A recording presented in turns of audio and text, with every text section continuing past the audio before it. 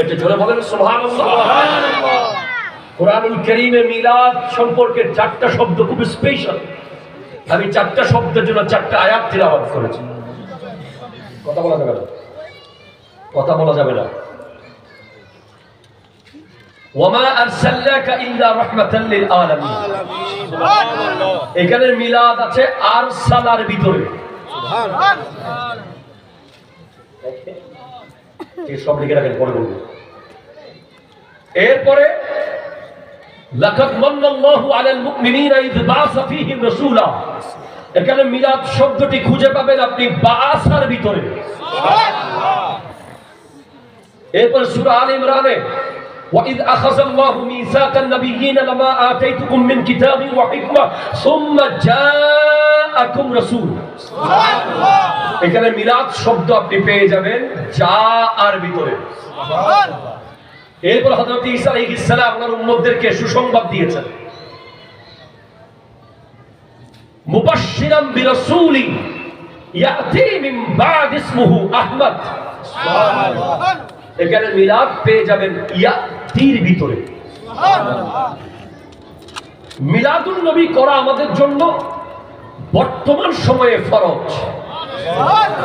শুধু রবিউল আউয়ালে না, বরং মিলাদুন নবী আমাদের করা উচিত 12 মাসে, প্রত্যেক মাসে একবার একবার। কারণ যেই পরিমাণ ভণ্ড, যেই পরিমাণ কোরআন সুন্নাহর বিকৃতকারী বের হচ্ছে দিন দিন, ঠিক কিনা? জোরে কথা বলে। আপনি দেখবেন যে কিছু আউল বাউল ফাউল আছে, যারা বাউল গানের ভেতর দিয়ে সরল মনা মুসলমানকে বিভিন্ন আজগবি কথা বলে। তাদের মধ্যে এমনও বলতে শুনেছি যিনি রাসূল তিনি নাকি খোদা। নাউজুবিল্লাহ বলে। এবং আপনি জানেন যে বিশ্বের বিশাল একটা কমিউনিটি আছে যারা ঈসা আলাইহিস সালামকে আল্লাহর পুত্র মনে করে। খ্রিস্টান সম্প্রদায় আছে না নাই বলে? এই কথা মেনে নিয়েছে বিশাল একটা কমিউনিটি। আবার আরেকদল আছে শিয়া, যারা হযরতে মাওলা আলীর ব্যাপারে বলে যে আল্লাহর নবী এসেছিলেন, হযরতে জিবরিল আলাইহিস সালাম এসেছিলেন আলীর কাছে, চেহারা ভুল করে গেছে নবীর কাছে। এই কথাকে মানে এরকম বিশাল সম্প্রদায়, একটা দেশ আছে পুরো। কথা বলেন না, ঠিক কিনা? জোরে বলেন। তাহলে টুডে টুমরো আপনি নিশ্চিত থাকেন যে এমন ভণ্ড আসবে দেশে। হ্যাঁ, আমরা স্পষ্ট বলি, যারা আউল বাউল, যারা নবীর শানে আল্লাহর শানে বেয়াদবি করে, ভুল কথা বলে, কোরআনের অপব্যাখ্যা করে, তাদেরকে যেভাবে শাস্তির আওতায় আনতে হবে, সেভাবে যারা বড় বড় ডিগ্রি নিয়ে নবীজির শানে বেয়াদবি করে তাদেরকেও শাস্তির আওতায় আনতে হবে। আপনারা বলেন ঠিক কিনা বলেন?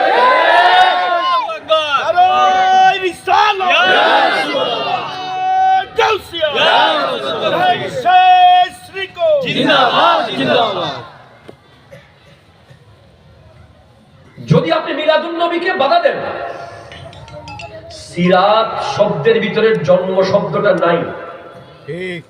মূল ফ্যাক্ট হলো জন্ম শব্দ নিয়ে। যদি আপনি মিলাদুন নবীকে বাধা দেন, যদি মিলাদুন নবী এই শব্দটা ব্যানার থেকে উঠে যায়, যদি মিলাদুন নবী এই শব্দটা যদি পোস্টার থেকে চলে যায়, মুখ থেকে চলে যায়, মাহফিল থেকে চলে যায়, একদিন আপনি লিখে রাখেন আমাদের প্রজন্মের কাছে এই মেসেজ আসবে যে যিনি রাসূল উনি খোদা। কারণ আল্লাহ এবং তার রাসূল দুজনের মধ্যে একটাই পার্থক্য, গুরুত্বপূর্ণ। অনেক পার্থক্য আছে, সবচেয়ে মেজর ইম্পর্টেন্ট পার্থক্য হলো লাম ইয়ালিদ ওয়া লাম ইউলাদ। আল্লাহ কাউকে জন্ম দেননি, কারো থেকে জন্ম নেননি। রাসূল মা আমেনা থেকে জন্ম নিয়েছেন আর মা ফাতেমাকে জন্ম দিয়েছেন। সুবহানাল্লাহ। আমার ভাইয়েরা যারা মিলাদুন নবীর বিরোধিতা করে, ওরা কিন্তু মিলাদুন নবীর বিরোধিতা করে শুধুমাত্র হিংসার কারণে। আমি একেবারে ক্লিয়ার বলতে চাই যে মিলাদুন নবী জিনিসটাকে তারা 100% বোঝে, জানে, মানে। অলরেডি আমাদের কওমি ভাইদের অসংখ্য আলেম মিলাদুন নবীর পক্ষে বক্তব্য দেন। যেমন আপনি দেখবেন যে ওই বয়স্ক উনিকে নজরুল ইসলাম কাসেমি, এরপর একজনকে জুনায়েদ হাবিবি। এভাবে আমরা আমাদের দেখেছি জনাব আহমদুল্লাহ সাহেবকে, মিজানুর রহমান আজহারি সাহেবকে আমরা দেখেছি যে মালয়েশিয়ার মিলাদুন্নবী প্রোগ্রামে গিয়ে পারফর্ম করতে। কথা শুনে বলেন ঠিক কিনা? তাহলে আহমদুল্লাহ সাহেব মিলাদুন্নবী মানে, মিজানুর রহমান আজহারি সাহেব মিলাদুন্নবী মানে, ওই জুনায়েদ আল হাবিব সাহেব মিলাদুন্নবী মানে, নজরুল ইসলাম কাসিমি সাহেব মিলাদুন্নবী মানে, তাহলে মানে না সে আবার কে? ঠিক কিনা? এখন আপনি বলবেন যে হুজুর মনে হয় এমন হইতে পারে কিছু জায়গায় মানে কিছু জায়গায় মানে না। যেমন আজকে আমাদের উসমান হাদি সাহেব, যাকে নিয়ে গোটা বাংলার যুব সমাজ এখন একসাথে হয়েছে, একত্রিত হচ্ছে। আপনি উসমান হাদি সাহেবের ব্যাপারে আমরা কেন মহব্বত করছি তাকে, তার ব্যাপারে আমরা কেন কথা বলছি? আমরা দেশকে রাখি 2 নম্বরে, আমরা 1 নম্বরে রাখি ঈমানকে। সুবহানাল্লাহ, জোরে বলতে হবে আপনাকে। আপনি আমাকে দেশদ্রোহী বলেন না যেই বলেন, আমার কাছে 1 নম্বরে ঈমান, 2 নম্বরে দেশ, 3 নম্বরে দল। এই দলটা রাজনৈতিক দলের কথা বলছি।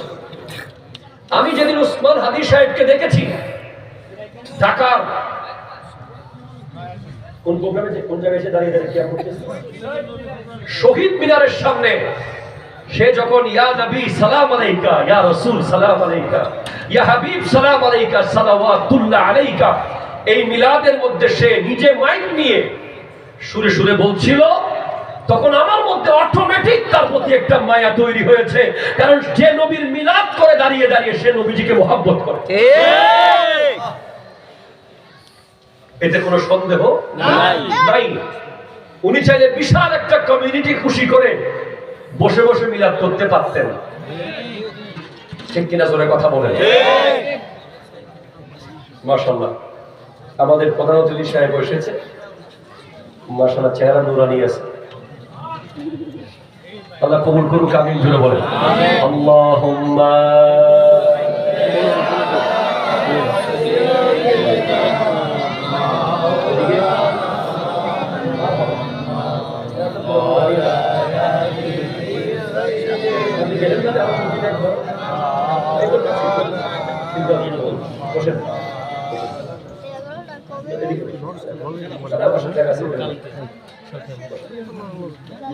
মারহাবা মারহাবা মারহাবা, আল্লাহ কবুল করুক, আমিন জোরে বলুন। চেহারার মধ্যে একটা ওলি আল্লাহদের ছায়া আছে। এটা আমি ওনাকে খুশি করার জন্য বলতেছি না, আমরা আমাদের আইডেন্টিটি হলো চেহারা। ঠিক কিনা? জোরে কথা বলে। আমি আজকেও জুমার পরে বলতেছিলাম যে আমাদের কাছে দুনিয়াবি তেমন ক্ষমতা পাওয়ার টাওয়ার নাই, তেমন বড় ব্যাংক, তেমন বড় কোনো বিশ্ববিদ্যালয়, তেমন বড় কোনো ব্যবসা প্রতিষ্ঠান, তেমন কিছু আমাদের নাই যারা আমরা আহলে সুন্নাত জামাতের অনুসারী। আমাদের কাছে আছে আল্লাহর নবীর মুহাব্বত, ওলি আল্লাহদের আদব। ঠিক কিনা? এবং এটা চেহারা দিয়ে প্রমাণ পায়। চেহারা দেখলেই বোঝা যায় যে এই লোকটা নবীজিকে মুহাব্বত করে, তার মধ্যে ওলি আল্লাহর আদব আছে। ঠিক কিনা? যেটা বলছিলাম, যারা উসমান হাদি সাহেব, ওনার প্রতি মুহাব্বত হওয়ার অন্যতম কারণ ছিল নবীজিকে দাঁড়িয়ে দাঁড়িয়ে মিলাদ কিয়াম করতে দেবে। বাকি অবশ্যই দেশপ্রেমিক, দেশের পক্ষে কথা বলেছেন যুবকদের আইডল। আমরা দোয়া করি আল্লাহ তাআলা ওনাকে জান্নাতের উঁচু মাকাম দান করুন।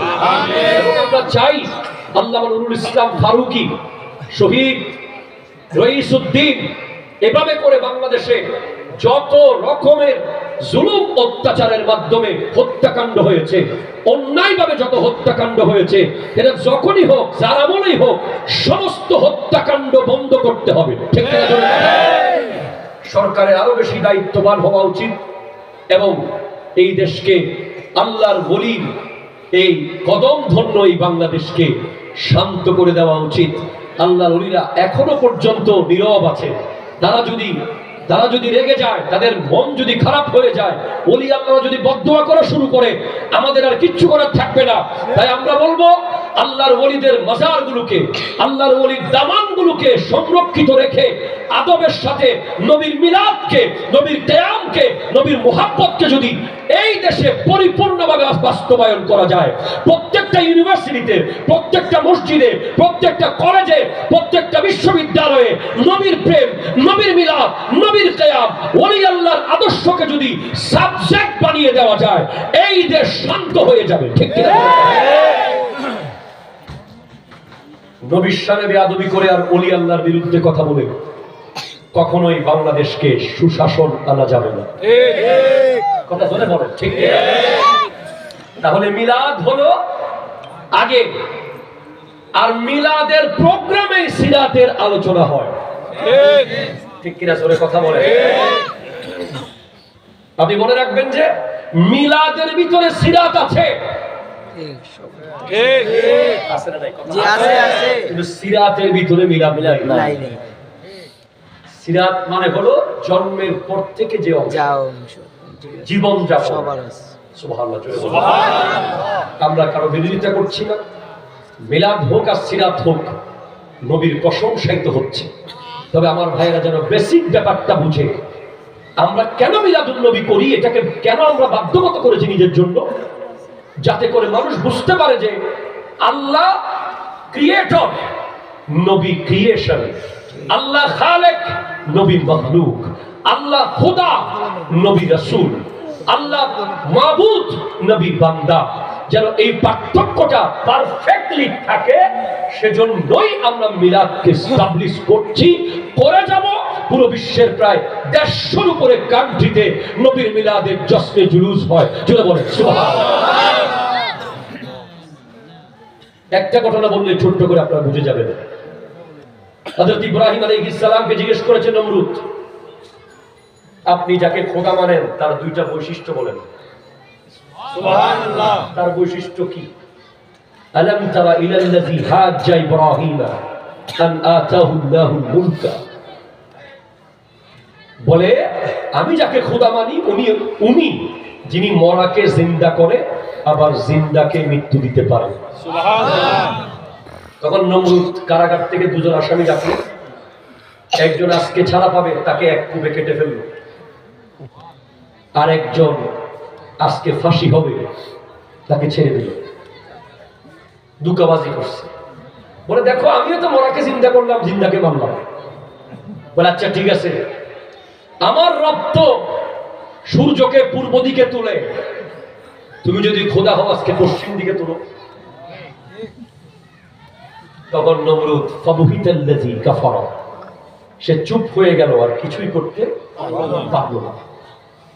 তখন ইব্রাহিম আলাইহিস সালামের মতে যিনি মরাকে জিন্দা করে উনি খোদা, যিনি সূর্যকে পশ্চিম দিকে তুলে উনি তুলতে পারে, উনি খোদা। ঠিক কিনা জোরে বলেন না? এই দুইটা বৈশিষ্ট্য আমার নবীর কাছে পাওয়া গেছে। আমার নবী সহিহ হাদিস অনুযায়ী নিজের আব্বা এবং আম্মাকে পুনরায় কবর থেকে জিন্দা তুলে কালিমা পড়িয়েছেন। এবং আমার নবী হযরতে মাওলা আলী কাররামাল্লাহু তাআলা ওয়াজহুল কারীমের জন্য আসরের ডুবে যাওয়া সূর্যকে আবার পশ্চিম দিকে ফেরত এনেছেন। সুবহানাল্লাহ। এখন যদি আপনি বলেন ইব্রাহিম আলাইহিস সালামের সূত্র অনুযায়ী আমাদের নবীও তো খোদা হয়ে যাবে, নাউযুবিল্লাহি মিন যালিক। যতই আমার নবী যাই দেখাবে সব মুজিজা হবে, আল্লাহ যা করবেন কুদরত হবে, নবী যা করবেন মুজিজা হবে, আর ওলিরা যা করবেন কারামত হবে। এই পার্থক্যটা নিরূপণ করতে হলে মিলাদুন নবীকে জিন্দা রাখতে হবে। অনেকে বলেন মিলাদুন নবী কোরআন শরীফে নাই। আরে ভাই, কোরআন শরীফে কোথায় কোথায় আছে আপনি আমার থেকে নেন। সুম্মা জাআকুম রাসূল, অতঃপর একজন নবী আসবে। সুবহানাল্লাহ। উনি কি আকাশ থেকে ডাইরেক্ট নেমে যাবে? উনি কি মাটি ফেটে উঠে যাবে? উনি কি সমুদ্র দিয়ে ভেসে আসবে? উনি মা আমেনার রেহেম থেকেই জন্ম নিয়েই আসবে। সুবহানাল্লাহ। তাহলে যা আর ভিতরে মিলাদ আছে। ওমা আরসালনাকা ইল্লা রাহমাতাল লিল আলামিন, আমি আপনাকে প্রেরণ পাঠাই নাই, কিন্তু পাঠিয়েছি আলামিনের রহমত বানিয়ে। সুবহানাল্লাহ। তো আল্লাহ নবীজিকে কিভাবে পাঠিয়েছেন? মা আমেনার রেহেম থেকে জন্মের মাধ্যমে পাঠিয়েছেন। সুবহানাল্লাহ। আর সালার ভিতরে মিলাদ আছে। ঈসা আলাইহিস সালাম বলছেন মুবাশশিরাম, আমি সুসংবাদদাতা, বিরাসূল, একজন রাসূলের, ইয়াতি, যিনি আসবে। উনি কিভাবে আসবে? উনি 12 রবিউল আউয়াল সুবহে সাদিকে মা আমেনার রহম থেকে জন্ম নিয়ে আসবে। এরপর আমার আল্লাহ বলছেন লাকাদ মান্নাল্লাহু আলাল মুমিনিনা ইয বাসা ফীহিম রাসূলা, হে মুমিনেরা, তোমাদেরকে আল্লাহ অনেক বড় দয়া করেছে, তোমাদের ভিতরে তার হাবিবকে দিয়েছে। সুবহানাল্লাহ। আল্লাহ গোটা কোরআনে কোন নিয়ামত দিয়ে দয়া করেছি বলেন নাই? চোখ, কান, নাক, বডি, জিসিম, রূহ, জান, শান, মান, মসজিদ, মাদ্রাসা, জীবন, দেশ, পৃথিবী, সাগর, সমুদ্র, কিছু দিয়ে আল্লাহ বলেন না আমি দয়া করেছি। এগুলো আল্লাহর জন্য কোনো বিষয় না, কিন্তু আল্লাহ তার হাবিবকে দিয়ে বলেছেন আমি মুমিনদেরকে অনেক বড় দয়া করেছি, আমি আমার হাবিবকে তাদের মধ্যে দিয়েছি। সুবহানাল্লাহ। এটা হলো বাসা, প্রেরণ করেছে, প্রেরিত হয়েছে। কিভাবে প্রেরিত হয়েছে? মা আমেনার রহম থেকে মিলাদের মাধ্যমে প্রেরিত হয়েছে। সুবহানাল্লাহ। এই জন্য মিলাদ শব্দকে আপনি লুকিয়ে রাখতে পারবেন না, এটা আছে না। কেউ যদি দিনে চোখ বন্ধ করে রাখে, ঘুমের ভান করে থাকে, আমরা ঘুম কিভাবে ভাঙবো? আমরা ইনভাইট করছি, আসেন, বসেন, শুনেন শুনেন। এই মিলাদুন নবীর মাহফিলে মানুষ আসলে কি পড়ে, কি শিখে? একজন পুলিশের অফিসার বলতেছে হুজুর মিলাদুন নবীর মাহফিল যদি বন্ধ হয়ে যায় আমাদের আরো অনেক বেশি পুলিশ লাগতো। কেন? বলে আপনাদের এক একটা মাহফিলে কত যুবক যে মাদক ছেড়ে দেয়, কত যুবক আল্লাহ রাস্তায় চলে আসে, কত যুবক অস্ত্র ফেলে দিয়ে মসজিদে চলে আসে। এই এক একটা মাহফিল হাজার হাজার মিলিয়ন মিলিয়ন ডলারের যে ষড়যন্ত্র মুসলমানের বিরুদ্ধে হচ্ছে, তার বিরুদ্ধে যুদ্ধ করছে এই মাহফিল। এই মাহফিলগুলো জিন্দা থাকলে আপনার সন্তান কিছুক্ষণের জন্য হলেও আল্লাহর কথা, নবীর কথা শুনবে, না হলে সে সারাদিন গেম খেলবে, সারাদিন জুয়ার আড্ডায়, সারাদিন মাদকাসক্ত থাকবে।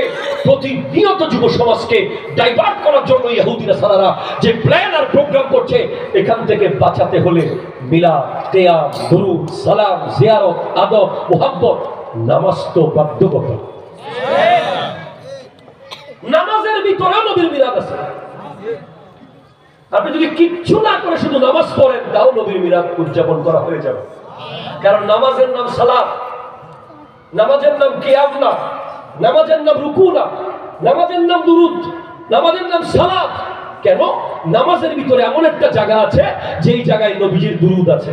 সুবহানাল্লাহ। ওলামায়ে কেরাম জানেন সালাতরা মানা আমাদ দার লুগাতে 4, দুরূদ, তাসবিহ, রহমত, ইস্তিগফার। সালাতের 6টা অর্থ আছে।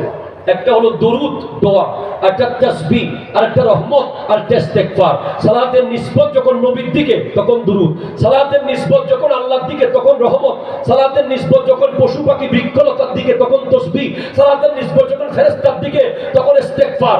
যখন আমরা নবীর প্রতি সালাত পাঠাই তখন আমরা দোয়া করি, দুরূদ পাঠাই। যখন আল্লাহ নবীর উপর সালাত পড়ে তখন আল্লাহ রহমত বর্ষণ করে। যখন পশু পাখি বৃক্ষলতা সালাত পড়ে তখন তারা তাসবিহ পড়তে থাকে। যখন ফেরেশতারা সালাত পড়ে তখন তারা গুনাহ মাফ চাইতে থাকে। আপনি যদি বলেন যে আপনি এখনো জানেন ইমাম গাজালি লিখছেন, আমি না, ইমাম গাজালির লেখা, আমরা যখন আল্লাহু আকবার বলে নামাজে দাঁড়াই, আমাদের দাঁড়ানোটা আলিফের মতো, সুবহানাল্লাহ। আমাদের রুকুতে যাওয়া হায়ের মতো, আমরা সিজদায় যাওয়া মিমের মতো, আমরা 2 রাকাতে বসা দানের মতো, সুবহানাল্লাহ। বা 2 সিজদার মাঝখানে বসা স্ট্রাকচার আরবিতে দাল। দাঁড়ানো অবস্থায় আলিফ, রুকুতে হা, সিজদায় দেখবেন দূর থেকে ছবি তুলে দেখিয়ে আপনার বডিটা সিজদা অবস্থায় মিমের মতো। এবং 2 রাকাতের মাঝখানে বা 2 সিজদার মাঝখানে যখন বসবেন দাল, তাহলে পুরো স্ট্রাকচার আহমদ। সুবহানাল্লাহ। আর যখন আপনি সিজদায় বসে থাকবেন তখন আপনি খেয়াল করিয়ে সিজদা অবস্থায় আপনার মাথায় একটা মিম, মাথার পরের অংশ হা, আপনার কোমরের অংশ মিম, আবার পায়ের অংশ দাল, মুহাম্মদ। সুবহানাল্লাহ। এগুলো বোঝার জন্য প্রেমের চশমা রাখবেন। জ্ঞানের চশমা দিয়ে দেখলে ওই যে আদম আলাইহিস সালামকে সিজদা করে নাই শয়তান, আজাজিল, কেন? উনি জ্ঞানের চশমা দিয়ে দেখেছে যে আমি আগুনের, উনি মাটি। উনি যদি প্রেমের চশমা দিয়ে দেখতো তাহলে উনি আদমকে দেখতো না, বরং আদমের কপালে আমার নবীর নূর দেখতে পেত। সুবহানাল্লাহ। আল্লাহ তাআলা আমাদেরকে প্রেমের মুসল্লি হওয়ার তৌফিক দান করুন। মনে রাখবেন, নামাজ পরে, নবী আগে। তবে নামাজ যদি না পড়েন এটা নবীর অপমান হবে। কারণ নামাজ আল্লাহ জোর করে চাপিয়ে দেন নাই, আমার নবী আল্লাহর কাছ থেকে খুঁজে এনেছেন। নবী নিজের জন্য গিয়েছেন একবার, উম্মতের জন্য গিয়েছেন 9 বার। আমাদেরকে 3 বার যদি আপনি মাথার টেক পাঠান, 4 বারে বলবো ভাই মাথার সমস্যা আছে, এতবার কেন পাঠান? আর হযরত মূসা আলাইহিস সালাম বারবার বলছেন চতুর্থ আসমানে, আপনার উম্মত কষ্ট পাবে, আচ্ছা আমার উম্মত, আবার যাচ্ছি। আপনার উম্মত কষ্ট পাবে, আচ্ছা আমার উম্মত, আবার যাচ্ছি। আচ্ছা আমার উম্মত, আবার যাচ্ছি। আচ্ছা আমার উম্মত, আবার যাচ্ছি। আচ্ছা আমার উম্মত, এভাবে 1 বার, 2 বার, 3 বার, 4 বার, 5, 6, 7, 8, 9 বার গিয়ে 50 ওয়াক্তকে 5 ওয়াক্তে করে এনেছে। বলে হাবিব, মন খারাপ করবেন না, চাকরি কমিয়েছি, বেতন কমাবো। 5 ওয়াক্ত পড়বে, 50 ওয়াক্তের সওয়াব পাবে। আল্লাহ পাক আজকের মাহফিলকে কবুল করুন। আমিন। এই জান্নাতুল বাকি জামে মসজিদ এবং মাদ্রাসার জন্য আমাদের হাকিম সাহেব 1 লাখ টাকা দিয়েছেন। ফ্লোর হবে, ফ্লোরটা খুবই জরুরি, যেখানে সিজদা করবে মানুষ। দিবেন, বাকি অনেকেই দিয়েছেন। আপনার জবান থেকে একটা কিছু শুনে আমি চলে যাবো দোয়া।